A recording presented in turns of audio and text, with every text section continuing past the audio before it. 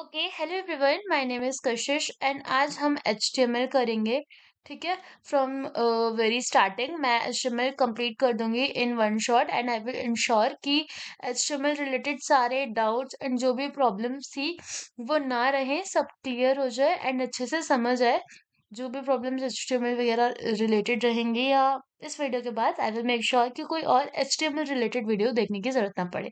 तो सबसे पहले हम आते हैं, इंट्रोडक्शन है हमारा, हम लैंग्वेज करने वाले हैं एचटीएमएल। अब सबसे पहले ये देख लेते हैं कि एचटीएमएल होता क्या है। इंट्रोडक्शन देख लेते हैं, एचटीएमएल क्या होता है। देखो, एचटीएमएल की फुल फॉर्म क्या है। HTML is a hyper text markup language. तो एचटीएमएल की फुल फॉर्म है कि ये एक हाइपर टेक्स्ट मार्कअप लैंग्वेज है। अब देखो, मैं यहाँ ड्रॉ करती हूँ। Suppose here is a web page. Web page पता है, वेबसाइट्स एचटीएमएल का यूज करते हैं हम वेबसाइट्स बनाने के लिए। ठीक है, सपोज ये मेरी एक वेबसाइट है। वेबसाइट के अंदर कुछ कुछ कंटेंट होगा जो हमें दिखेगा। ठीक है, कंटेंट हमें दिखेगा। सपोज कुछ भी लिखा है, सीओ मैंने लिखा है, तो ये कंटेंट है जो वेबसाइट के अंदर दिख रहा है। ठीक है। अब वेबसाइट के बैकग्राउंड के अंदर काफी सारी चीजें चल रही होंगी। जैसे यहाँ पर वेबसाइट पे सबसे पहले कोई भी वेबसाइट देखोगे तो ऊपर यहाँ पर टाइटल लिखा आता है वेबसाइट का, जहाँ पर पता चलता है ये वेबसाइट किस बारे में है, या जो भी हमें अमेजोन खोलना है सपोज, तो यहाँ पर amazon.in लिखा आता है। जैसे जो भी वेबसाइट है, यहाँ पर ऊपर एक टाइटल का टैग लिखा आता है, टाइटल लिखा आता है। फिर यहाँ पर हमें हमारी वेबसाइट होती है। वेबसाइट के अंदर बहुत सारी इमेजेस वगैरह होती हैं, बैकएंड में चीजें चल रही होती है, तो ऐसा पूरा वेबसाइट होता है। एंड ये जो वेबसाइट है, इसके कंस्ट्रक्शन के लिए सबसे इम्पोर्टेंट होता है हमारे पास दो चीजें। सबसे पहले यूज होती है front end, and the other second thing that is used for this is back end. तो सबसे पहले यूज होता है front end and then use होता है बैक एंड। ठीक है। अब फ्रंट एंड क्या होता है, फ्रंट एंड से हम अपने वेबसाइट को स्टाइल कर सकते हैं, थोड़ा बहुत वो कर सकते हैं, लाइक रिस्पॉन्डिंग बना सकते हैं कि अगर फोन पे अलग से वर्क करे। एंड फिर बैक एंड से उसके अंदर बहुत सारी चीजें कर सकते हैं, डेटा स्टोर करवा सकते हैं, ये सब करवाते हैं। अभी अगर आइडिया नहीं हो रहा तो धीरे धीरे मैं समझाऊंगी कैसे कैसे चीजें मूव करती है। तो जब भी हम फ्रंट एंड करते हैं, पहला स्टेप जो भी हमारा वेबसाइट बनाना होता है उसमें हम एचटीएमएल सीखते हैं। ठीक है, एचटीएमएल सीखते हैं। HTML is like a structure. If you want to create a building, तो उस बिल्डिंग के लिए तुम्हें सबसे पहले एक क्या बोलते हैं, नींव खड़ी करते हैं ना मकान की, नींव खड़ी कर एक बेसिक स्ट्रक्चर होता है, उसके बिना तुम मकान नहीं बना सकते। लाइक अगर तुम्हें गेट बनाना है तो गेट का लकड़ी वाला ढांचा कहीं से बनाओगे। Same with our website. Website में अगर हमें जो भी वेबसाइट बनानी है, सबसे पहले जो ढांचा होगा, स्ट्रक्चर होगा, वो एचटीएमएल प्रोवाइड करता है। This is clear. Okay, so HTML is basically hypertext markup language. HTML के अंदर बहुत सारे टैग्स होते हैं जो अलग अलग तरीके से वर्क करते हैं। एचटीएमएल आज मैं सिखा दूंगी इस वीडियो में कंप्लीटली, एंड ये वाले notes if you request I will provide. Okay, otherwise तुम वीडियो के साथ साथ नोट करो, so it will be more beneficial. अब एचटीएमएल के अंदर हमारे कुछ अलग अलग टैग्स होते हैं। सबसे पहले हम एचटीएमएल लिखते कैसे हैं। एचटीएमएल लिखने के लिए तुम यहाँ पर जाओ एंड डाल दो डायरेक्ट। ये देखो, मैंने यहाँ पर डायरेक्ट ये वाला एरो प्रेस करा है, दिख रहा है। अब इसके अंदर यहाँ पर नॉट डॉक टाइप का ऑप्शन है। अगर मैं इसको डालती हूँ तो अब क्या हुआ, ये डाला। अब यहाँ से मेरी HTML स्टार्ट हुई। तो HTML स्टार्ट करने के लिए मैं सबसे पहले HTML टैग लगाऊंगी। HTML टैग मतलब जो भी मेरा कोड होगा, अब वो पूरा इसके अंदर आएगा और ये सारा कोड मिलके मेरी एक वेबसाइट बनाएगा। HTML टैग आया। अब HTML टैग के अंदर ये याद रखना है कि हमारे पास दो टैग्स और होते हैं जो हम यूज करते हैं। एक होता है हेड टैग। ठीक है, ये देखो, ये जो है ये ओपन टैग है। ठीक है, और ये वाला क्लोजिंग टैग है। तो जो भी हेड टैग के अंदर चीजें हम डालेंगे वो इन्हीं दोनों के बीच में होगी। यहाँ पर हम सारा कंटेंट डालते हैं जो हेड टैग के बीच में होगा। एंड फिर यहाँ पर आता है हमारा बॉडी टैग। अब हेड टैग और बॉडी टैग क्यों क्यों काम करता है वो मैं समझाती हूँ। सपोज ये जो हेड टैग है, ये क्या है, अपने एक कोई भी रॉ वेबसाइट देखी है। जैसे यहाँ पर मेरे पास एक वेबसाइट है जिसको इंडियन एक्सप्रेस की वेबसाइट है। यहाँ पे आपको क्या क्या दिख रहा है, यहाँ एक लिंक है वेबसाइट का ऑब्वियसली, और यहाँ पर indianexpress.com, ये क्या है, वेबसाइट का नाम है या फिर टाइटल है। ठीक है, उसके बाद यहाँ पर हेडर्स वगैरह है और इसके अंदर सारा कंटेंट दिख रहा है जो कि पढ़ा जा सकता है। ठीक है, न्यूज पर ध्यान ना देते हैं, सिर्फ कंटेंट देखते हैं जो पढ़ा जा सकता है। ठीक है, तो अगर मैं यहाँ पर बात करूँ, किसी भी वेबसाइट के अंदर हेड टैग होता है और बॉडी टैग होती है। हेड टैग के अंदर क्या करते हैं हम, हेड टैग की हेल्प से हम चीज़ों को लिंक कर सकते हैं। जैसे अभी तो हम एचटीएमएल कर रहे हैं, अगर हमें उस वेबसाइट को स्टाइलिंग वगैरह करनी होगी तो उसमें हम सीएसएस यूज़ करेंगे, और जो भी सीएसएस है उसको लिंक हम हेड टैग के अंदर करेंगे। ठीक है? अभी बस इतना देखो, हेड टैग के अंदर जो भी हम चीज़ें लिखते हैं, वो सारी क्या होंगी, वो वेबसाइट पर शो नहीं होती। All the content written in head tag will not be shown on the website। लेकिन जो बॉडी टैग है, बॉडी टैग के अंदर जो भी कंटेंट होता है वो सारा हमारी वेबसाइट के अंदर दिखेगा। इतना क्लियर है? तो अगर मेरे को कोई भी चीज ऐसी दिखानी है जो मेरी वेबसाइट के अंदर शो हो, उसके लिए मैं बॉडी टैग का यूज करूंगी। अभी हम क्या करेंगे, ये तो हमने वीएस कोड पे खोल लिया। अगर मेरे को इसको क्रोम पे खोलना है या फिर देखना है कि मैं जो भी वेबसाइट बना रही हूँ वो कैसी दिखेगी, तो आपको लाइव सर्वर इंस्टॉल करना पड़ेगा, या फिर जहाँ पर भी आपकी फाइल सेव है वहां पर जाकर उसको क्लिक करोगे तो वो ऑटोमेटिकली क्रोम में खुलेगी। जैसे इस फाइल का नाम मेरा index.html है, यहाँ पर मैं जाती हूँ फाइल मैनेजर पे और मैं डेस्कटॉप पे गई and let me find my file first. So front end development HTML, ये मेरी एक फाइल है। अब यहाँ पर देख रहे हो कि क्रोम का आइकन ऑटोमेटिकली बना रहा है, बिकॉज ये एक एचटीएमएल है that we use to make and construct websites. इस पे क्लिक करिए तो यहाँ पर मेरी एक वेबसाइट आ रही है, जहाँ जो मैंने लिखा था कि ये जो हेड टैग है वो वेबसाइट के अंदर शो नहीं होता है। ठीक है? अभी यहाँ पर ऐसा दिख रहा है बिकॉज मैं इसको कमेंट करना भूल गई। पहले मैं इसको अच्छे से कमेंट कर देती हूँ, then I will tell you क्या होता है। ओके, ये मेरा कमेंट किया है। ठीक है? ऐसे। अब ये मेरी एकदम सिंपल वेबसाइट है, इसको मैं रिफ्रेश कर देती हूँ। यहाँ पर देखो क्या हो रहा है कि ये ऐसा कुछ आ रहा है, अभी कुछ भी नहीं आ रहा है वेबसाइट पे, राइट? क्योंकि अभी हमने कुछ भी नहीं करा है। एक एक करके हम सारे टैग्स को यहाँ पर देखेंगे, जो भी मैंने लिखे हैं लिखवाए हैं सारे टैग्स को देखेंगे एंड देन आगे मूव करेंगे। तो हमारा बेसिक एचटीएमएल स्ट्रक्चर क्या होता है, एचटीएमएल टैग होता है, एचटीएमएल के बाद एक हेड टैग होता है हमारे पास, हेड टैग के अंदर का कंटेंट वेबसाइट पर नहीं दिखता। फिर बॉडी टैग होता है, बॉडी टैग के अंदर जो भी लिखेंगे वो सारा कंटेंट वेबसाइट पे दिखता है। अब हेड टैग के अंदर जो भी मेरी वेबसाइट है, अभी देखो इनिशियली मेरी वेबसाइट कुछ ऐसी है, इस पे कुछ भी नहीं है और टाइटल के नाम पे index.html लिखा हुआ है। सपोज मेरे को इसको चेंज करके डाल देना है HTML वन शॉट, तो मैं क्या डालूंगी, मैं अपने, बिकॉज मैं चाहती हूँ कि टाइटल, तो मैं चाहूंगी ना कि ऊपर दिखे वेबसाइट के अंदर ना दिखे, तो हेड टैग के अंदर डाला टाइटल। ऐसे करके आप एक टैग डालो, अभी अपने आप ही क्लोजिंग वाला टैग लगा देगा। ओपन आप डालोगे तो अपने आप ये क्लोजिंग वाले टैग्स आ जाते हैं। If you will code it in VS code and if you want to code in notepad, तो फिर you need to complete everything in your own. तो टाइटल के अंदर सपोज अब मेरे को डालना है, जैसे कुछ भी डाल देती हूँ, मैं डाल देती हूँ HTML वन शॉट। मैंने यहाँ पर ऐसे डाला वन शॉट, यहाँ डाला, कंट्रोल सेव कर देती हूँ मैं और यहाँ पर गई एंड यहाँ अभी आपको index.html दिख रहा है। अगर मैं इसको रिफ्रेश करूँ तो यहाँ पर मुझे HTML वन शॉट टाइटल दिख रहा है। एक और चीज मैं आपको सजेस्ट करूंगी कि यहाँ नीचे एक एक्सटेंशन वाला ऑप्शन होता है, यहाँ पर जाके you need to search live server. ठीक है? You need to search live server, ऐसे सर्च कर लेना। लाइव प्रीव्यू काफी सारे होते हैं, लाइव प्रीव्यूज होते हैं, लाइव सर्वर होते हैं, यहाँ पे जाके इसको इंस्टॉल कर लेना। इससे क्या होगा, आपको लाइव प्रीव्यूज दिखेंगे। ठीक है? जैसे मैं अपनी फाइल पे जाती हूँ डायरेक्ट, यहाँ गई एंड मैं यहाँ पर चली आऊंगी। इस ऑप्शन पे क्लिक करते ही मुझे मेरी वेबसाइट डायरेक्ट इधर ही दिखेगी। अब मैं इधर कोई भी चेंज करूंगी, जैसे सपोज मैं यहाँ पर गई एंड मैंने एक पैराग्राफ बनाया, अभी मैं आपको पैराग्राफ टैग समझाऊंगी भी। आई एम अ गर्ल, तो ऐसा करके मुझे यहाँ पर डायरेक्ट वो लाइव रिव्यू में दिख रहा है। ठीक है? तो ये आप कर सकते हो। बाकी मैं अभी एक एक करके सारा टैग समझाऊंगी एंड एक लाइव सर्वर होता है जिसको डाउनलोड करने के बाद आपको यहाँ पर जाना है।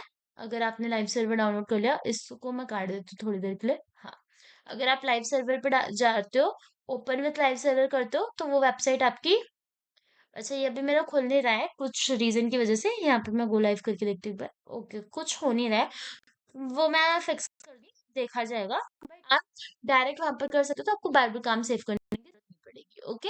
हम शॉप रिव्यू पे जाते हैं और प्रीव्यू करते हैं, ताकि no need to change the website बार बार।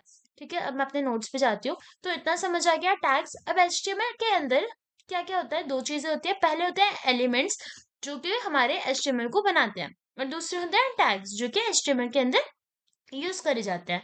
अब सबसे पहले मैं आपको कुछ टैग्स के बारे में बताती हूँ, ठीक है, एक एक करके। सबसे पहले हमारे बॉडी के अंदर आता है हेडिंग टैग। कौन सा टैग? Heading tags. ये हेडिंग टैग्स होते हैं। हेडिंग के अंदर अलग अलग टैग्स होते हैं। जैसे सपोज मेरे को पहली हेडिंग देनी है तो मैं H1 दूंगी, ये हेडिंग टैग दिया। अब यहाँ पर मैं लिख देती हूँ आई एम अ गर्ल। तो यहाँ पर आपको क्लियरली दिख रहा होगा कि एक आई एम अ गर्ल लिखा दिख गया बड़ा बड़ा। अब ये क्या होता है, ये बेसिकली हेडिंग्स देते हैं, ठीक है। बहुत सारे अलग अलग तरीके होते हैं, बट अभी एकदम सेंटर में चिपका हुआ है वो सब सीएसएस से करते हैं, बट अभी मैं बता देती हूँ ऐसे हम हेडिंग्स दे सकते हैं। मुझे कुछ भी बनाना है, कुछ बॉक्स बनाना है, कुछ भी चीज बनाना है, कंटेंट बनाना है, तो मैं ऐसे करके हेडिंग्स दे सकती हूँ। अब हेडिंग्स अलग अलग होती है।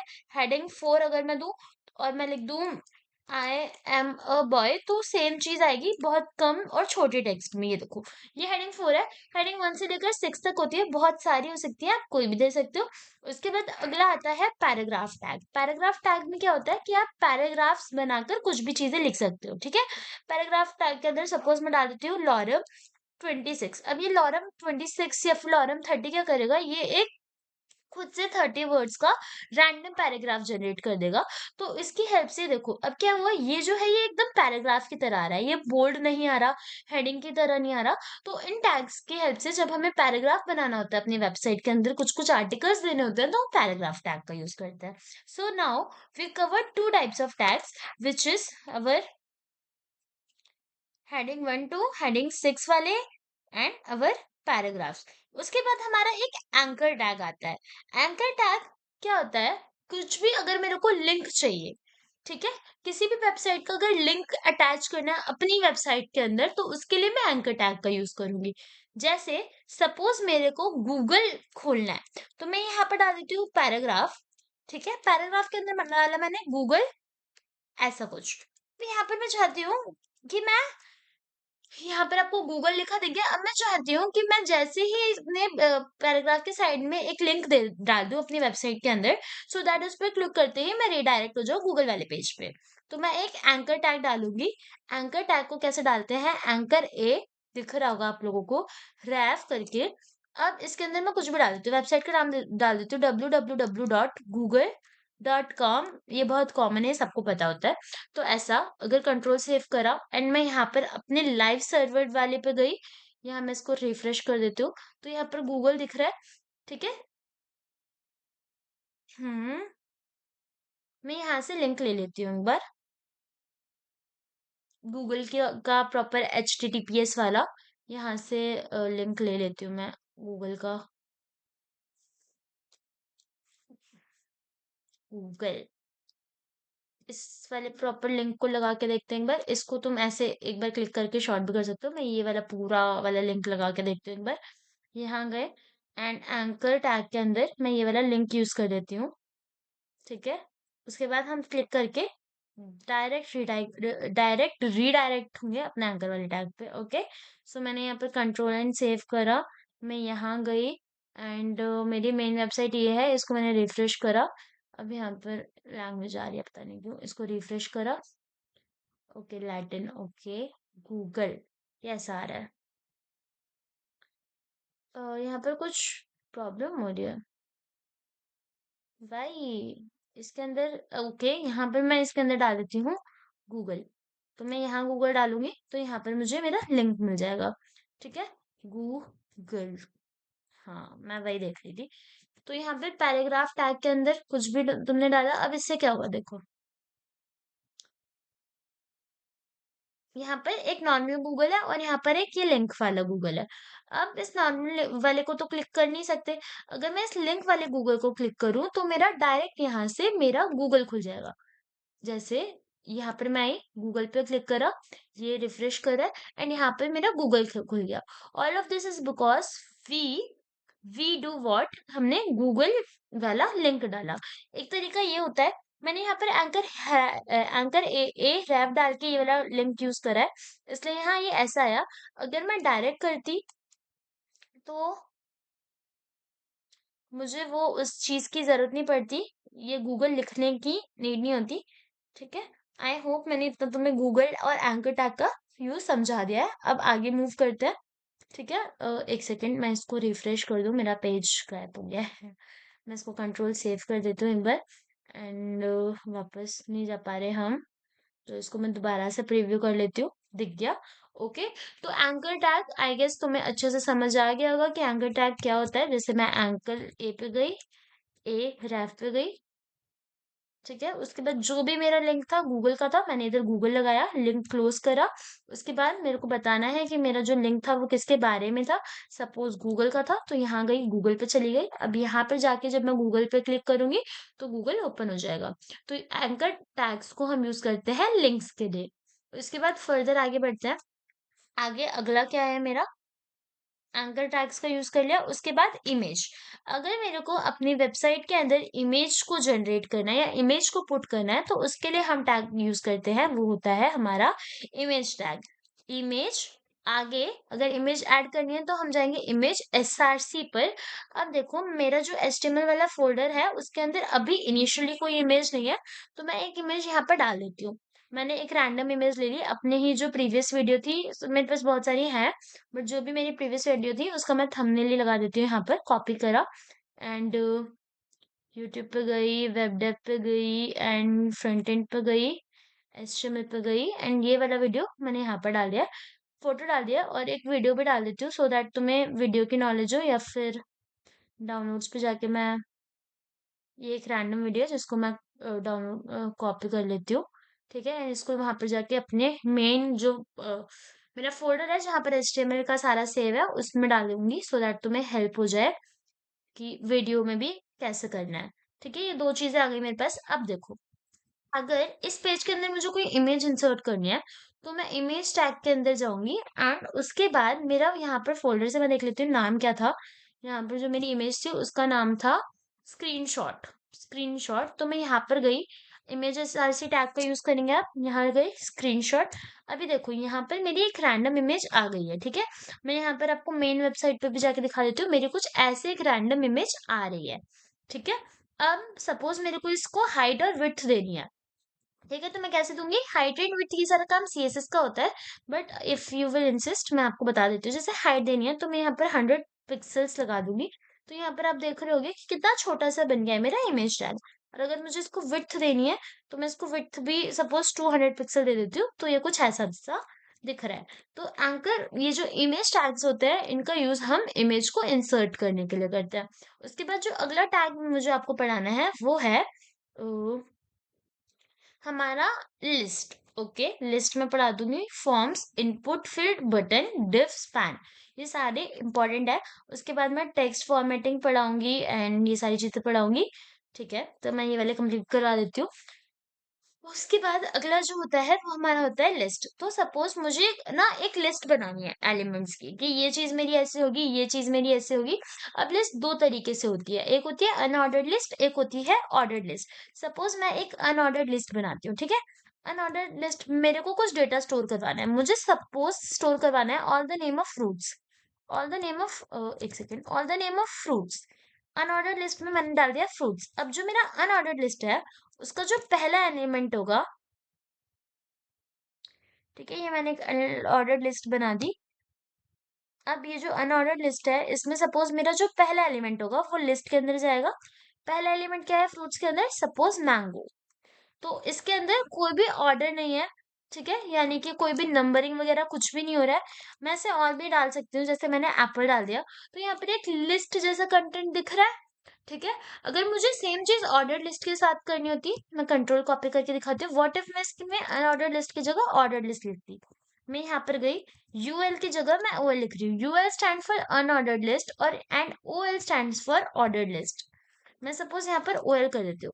अब आपको अनऑर्डर्ड लिस्ट में यहाँ पर डिफरेंस दिख रहा है कि यहाँ एक सर्कल शेप आ रही है, कोई नंबरिंग नहीं आ रही, बट ऑर्डर्ड लिस्ट में प्रॉपर नंबरिंग आ रही है।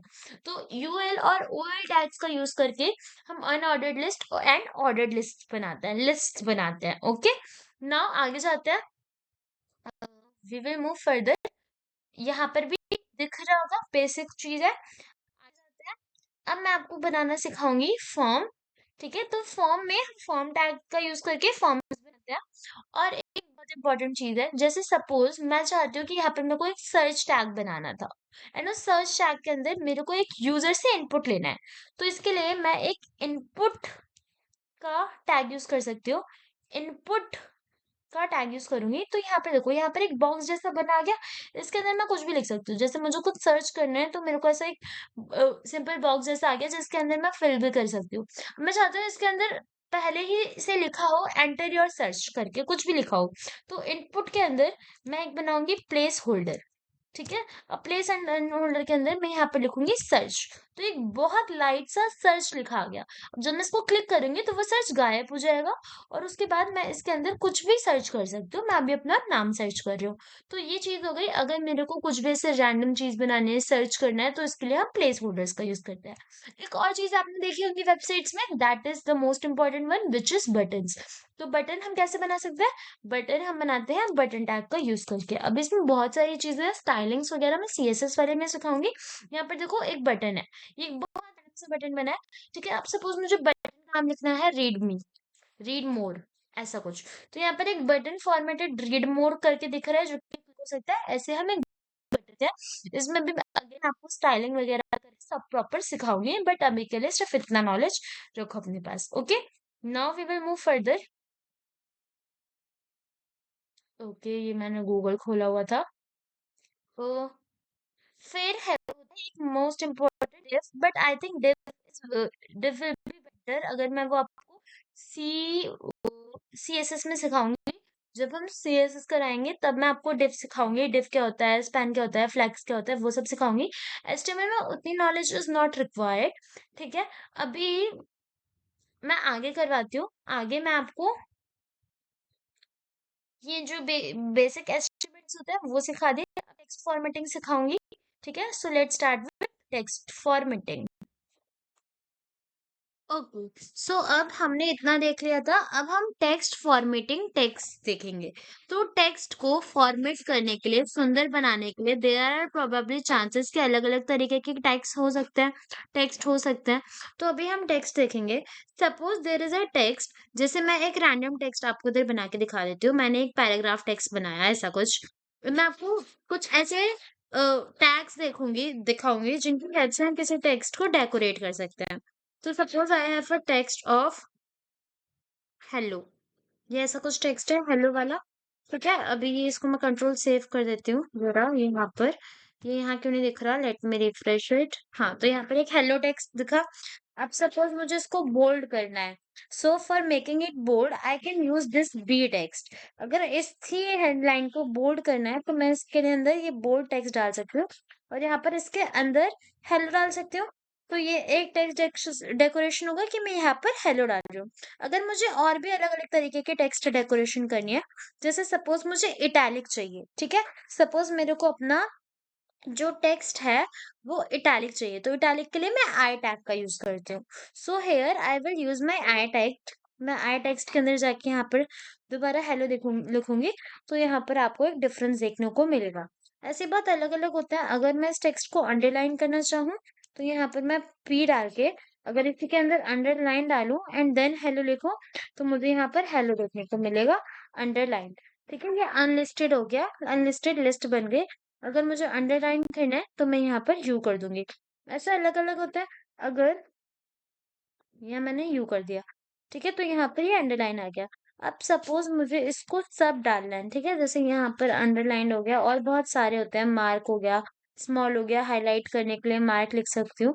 तो अगर मुझे इसको मार्क लिखना है तो मैं यहाँ पर गई पैराग्राफ के अंदर, इसके अंदर मैं इसको मार्क बना देती हूँ। मार्क इम्पॉर्टेंट, तो ऐसा इम्पोर्टेंट बना आ गया। तो ये सारे बेसिक थे जो समझ आ गए। उसके बाद आता है लिंक्स एंड इमेजेस। तो लिंक लगाने का और इमेजेस को लगाने का तरीका हमने ऑलरेडी देख लिया था। उसके बाद लिस्ट्स भी ऑलरेडी कवर कर ली थी। उसके बाद आता है टेबल्स। तो अगर टेबल बनाना है तो टेबल्स में हम अलग अलग बॉर्डर्स डाल सकते हैं, नेम्स डाल सकते हैं। ये सब डाल के टेबल्स बन जाते हैं। जैसे टेबल में बॉर्डर 1 डाला, कितने का रेडियस चाहिए, फिर टेबल का नेम क्या होगा, हाइट क्या होगी, वो सारी चीजें। उसके बाद आता है फॉर्म्स। तो फॉर्म्स बना के दिखाती हूँ। जैसे मैंने एक फॉर्म बनाना है, तो मैं यहाँ पर जाऊंगी, अगर मुझे एक फॉर्म बनाना है तो मैं यहाँ पर जाऊंगी फॉर्म पर गई। अब फॉर्म के अंदर सपोज मैं लिखती हूँ इनपुट। इनपुट में डालूंगी इनपुट में डालूंगी मैं एंटर योर डिटेल्स, ऐसा करके एंटर योर डिटेल्स होगा। उसके बाद फॉर्म में ये वाली चीज देख ली, एंटर योर डिटेल्स। उसके बाद मैं लेबल भी डाल सकती हूँ कि इसके अंदर मेरे को नेम चाहिए, तो लेबल फॉर नेम ये भी डाल सकती हूँ मैं। जैसे यहाँ पर मैंने डाल दिया इनपुट के बाद Ctrl+V, तो यहाँ पर आ गया मेरे को चाहिए नेम। नेम चाहिए तो यहाँ पर अब आ जाएगा नेम। एंटर योर डिटेल्स भी डाल सकते हो। अगर इसके अंदर मैं प्लेस होल्डर लगा दूँ, control copy back space input, यहाँ पर मैं गई इनपुट और यहाँ गई मैंने कर दिया holder place holder is equals to, and same चीज को कॉपी पेस्ट कर दी। तो यहाँ पर ये कुछ ऐसा आ रहा है और यहाँ पर आप कुछ भी फिल कर सकते हो। तो नेम लेबल ऐसे ऐसे करके हमारा फॉर्म बनता है। सपोज मुझे यहाँ पर बटन रखना है सबमिट का, तो मैं यहाँ पर एक बटन लगा दूंगी ऑफ सबमिशन। तो यहाँ मैं सबमिट लिख के अपना जो भी चीज़ है फॉर्म उसको सबमिट कर सकते हो। तो ये तरीका हो गया। उसके बाद हम आते हैं सिमेंटिक एचटीएमएल पे, जहाँ पर हेडर क्या होता है। Header defines a header for a document, किसी भी डॉक्यूमेंट के लिए एक हेडर को डिफाइन करता है। Header header defines a header for a document. nav bar navigation links देता है। सेक्शन एक डॉक्यूमेंट होता है। आर्टिकल इंडिपेंडेंट कंटेंट होता है। ये सारी चीजें होता है। उसके बाद इसमें एचटीएमएल में काफी अलग अलग फीचर्स होते हैं, सच एज ऑडियोज। हम ऑडियोज को कंट्रोल कर सकते हैं, वीडियोस को कर सकते हैं। अब सपोज अगर मुझे वीडियो कंट्रोल करनी है तो मैं क्या कर सकती हूँ, मैं यहाँ पर डालूंगी वीडियो वीडियो। अगर मुझे कोई वीडियो डालनी है तो यहाँ पर मैं गई वीडियो कंट्रोल, वीडियो कंट्रोल ऐसे करा, वीडियो कंट्रोल्स, इसको ये कर दिया। तो वीडियो कंट्रोल्स में ये हुआ। आगे देखो हमने वीडियो कंट्रोल्स लिख दिया। फिर हमें क्या चाहिए, सोर्स। तो सोर्स से हम ले लेंगे जो भी वीडियो है एंड देन इसको क्लोज कर देंगे। तो जो भी चाहिए उसमें तो हम ये यूज कर रहे थे, इसमें यूज करेंगे source src is equals to, हमारी वीडियो का क्या नाम था, इस वाले फोल्डर से देख लेते हैं। इस वाले फोल्डर में वीडियो का नाम है डेस्कटॉप,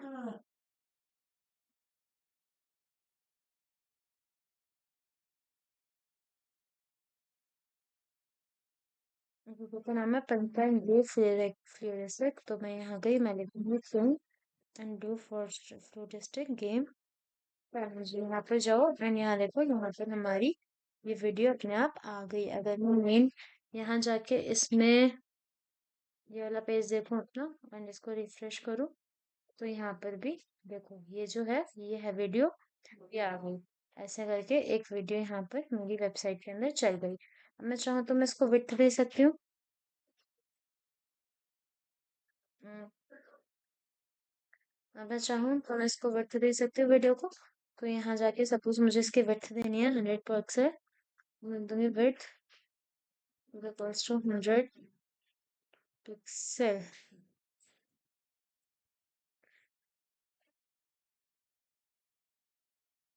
ऐसे। तो फिर इसकी विड्थ 100 पिक्सल हो जाएगी।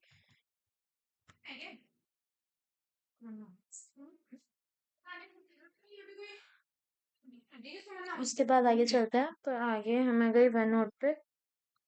उसके बाद हम यहाँ पर कैनवास यूज कर सकते हैं, ये मैं यूज करना सिखाऊंगी। एंड एपीआई वाला part is like more of JavaScript. तो मैं ये लिखूंगी डेटा नेम डिस्क्रिप्शन एंड इतना ही था, थैंक्स। ये सारे I will provide you later, ये इतना था।